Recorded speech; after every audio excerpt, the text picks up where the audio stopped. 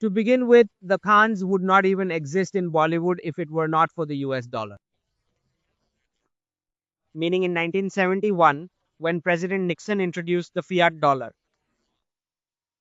and it was President Nixon who banned the gold standard and the gold convertibility of the US dollar. Then in 1973, Kissinger went and started the oil for security program. The entire understanding with the Gulf was, we will handle the security for the whole Gulf and you will sell crude oil in dollars. Under this very understanding, all the petrodollar revenue of the Gulf had to be parked somewhere. It had to be invested somewhere. So this very same petrodollar money was then used to spread complete Wahhabi radicalism throughout Bharat, Bangladesh and Pakistan. And this was because America, just as I explained, wanted to fully implement its two-bucket theory, pitting Pakistan against Bharat and then pitting Bangladesh against Bharat. And to achieve this exact goal, the petrodollar savings from Saudi Arab and the UAE were put to use. So all of this petrodollar money was completely routed through Dubai before it came into Bharat. It was used to make everyone wear the black burqa and to create the scripts of Salim Javed.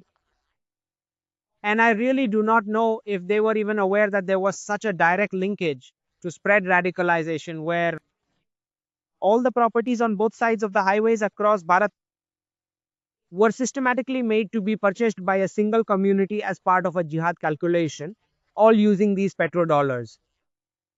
Not only were these black burqas enforced, which were absolutely not seen in such large numbers in Bharat before 1971, not at all, but that same petrodollar was also used to cause the complete radicalization of Saudi Arabia and the UAE, using underworld connections and through Bollywood scripts. Hindu heroines were specifically brought into a profession where it was widely believed to be a profession of the absolute lowest class. A profession in which Hindu women had never worked before. Hindu women were then forcibly brought into it. They were brought in through bullying and by using the attraction of petrodollars. Gulshan Kumar is murdered. Amitabh Bachchan goes to temples asking questions while walking around with a 786 badge. There are even some of his movie scenes where he drapes a green colored cloth over himself and bullets cannot even hit him. That is the kind of magic that happens. So this entire jihadification of Bollywood, with all the words, the lyrics like Allah, Mohalla, every single part of it, the entire language was changed. Meanwhile, terror attacks were happening in all your cities.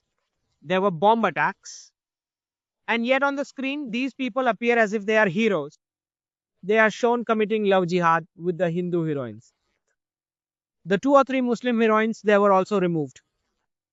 They were forcibly removed. In fact, you clearly know of one such couple. I mean, Saif Ali Khan's sister. Because she married a Hindu actor, the entire Bollywood boycotts her. They did it back then, and they still do it today. Secondly, in the same context, Sushant Singh, we all know. It was as soon as his affair with Sara Ali Khan began, and that whole affair narrative which ran during the movie's shooting. We all know exactly what happened to him after that. So, what we really need to understand is that in this period of dollarization, where before 1971, you actually had to have a Hindu name just to work in Bollywood. Hey, in complete opposition to that, they are boldly appearing on screen with the Khan surname, becoming characters like Prem, and at the same time, terror attacks are happening in all of your cities. So none of these Khans would have even come to Bollywood if there was no petrodollar, because this whole thing is routed from Dubai. Bollywood scripts, its films, which actor will work in which movie, all of this was decided on the instructions of the entire underworld. And what little religious content or songs that existed, like the ones Gulshan Kumar used to compose, he was then murdered. After that, you already know that there was a complete domination by the Khans, by all 3 Khans on the screen. So you see, all this money for radicalization was coming from the petrodollar. And in this, we need to understand a little bit of the geopolitical background, which is that if you look at the three Khans, if you search their records for the last 30 years, whatever their activities have been, for instance, we know about Amir Khan.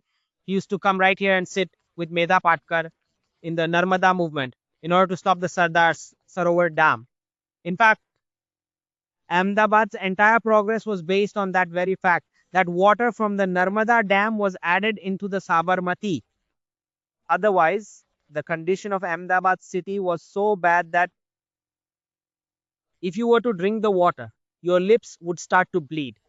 That was the kind of water the Sabarmati used to have. So the entire growth of Gujarat, the water that reached all the way to Kutch from the Narmada was dependent on this Narmada Sarovar Dam, which they came to stop. Amir Khan and Medha Patkar, that whole gang would come and protest. Now, what we really need to understand here is that from Bollywood all the way to all the intelligentsia, from the media, every single one of them, after 2002, the way they all stood against Gujarat, from Hillary Clinton to all the other big shots and got the visa cancelled, you all know exactly what happened.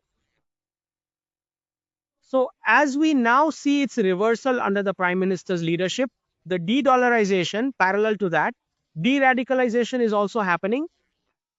So the same Saudi Arabia and the UAE that used to fund this, today they are finally beginning to understand that if they have kept all of their entire savings in dollars, then the importance of crude oil only has 5, 7, or 10 years left. And they do not seem to know any economics whatsoever. If all of your savings are kept deposited in just a single currency, and crude oil's importance is bound to disappear anyway, then in about 15 to 20 years, they will find themselves holding a begging bowl. When Saudi Arabia, the UAE, and the Gulf had this realization, they started looking around, realizing all their savings cannot be kept in dollars. Because this is a currency that has, in fact, already lost 90% of its purchasing power. And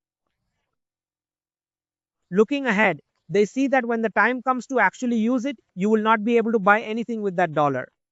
It is because of the way free social benefits are being handed out in the US economy and all the facilities being provided by the government, Medicare, retirement, this, that, they just keep printing currency, keep printing income security, and so on. Seeing all this, the Gulf countries understood that they would be the ones left holding a begging bowl. So they began searching for a de-radicalization partner. And as a direct result of that, and also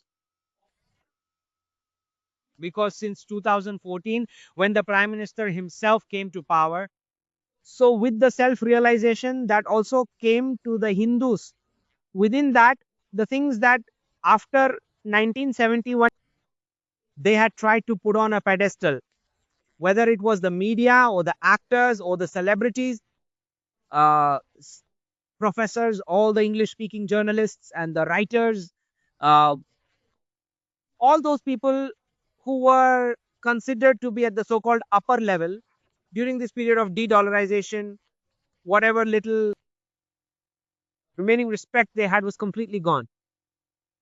So now what has happened is that they have all been defunded because of this de-dollarization.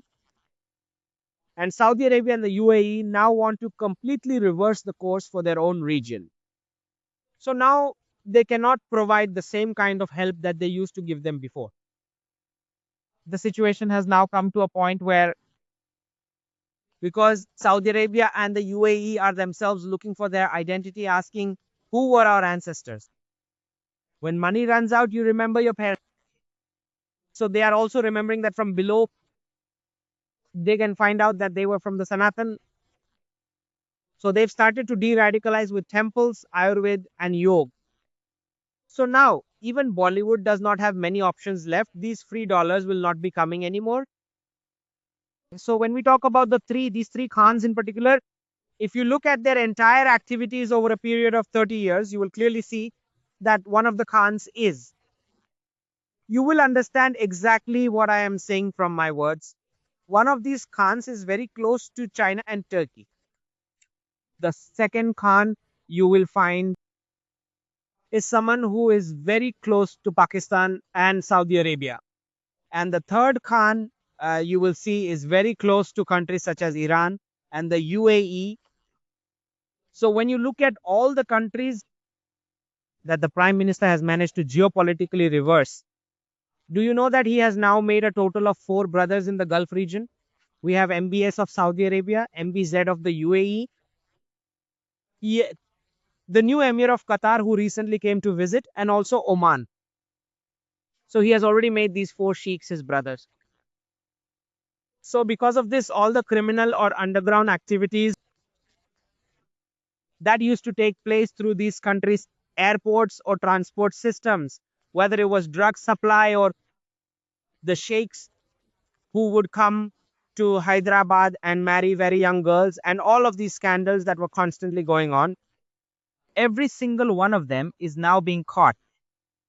In fact, if you pull the data starting from 2014, look at the number of drug consignments this government has seized coming from the Gulf, right? Or if a cricketer or even a celebrity has been caught at the airport for not paying customs duty or for bringing something in. So all of this is happening because of the de-radicalization alliance.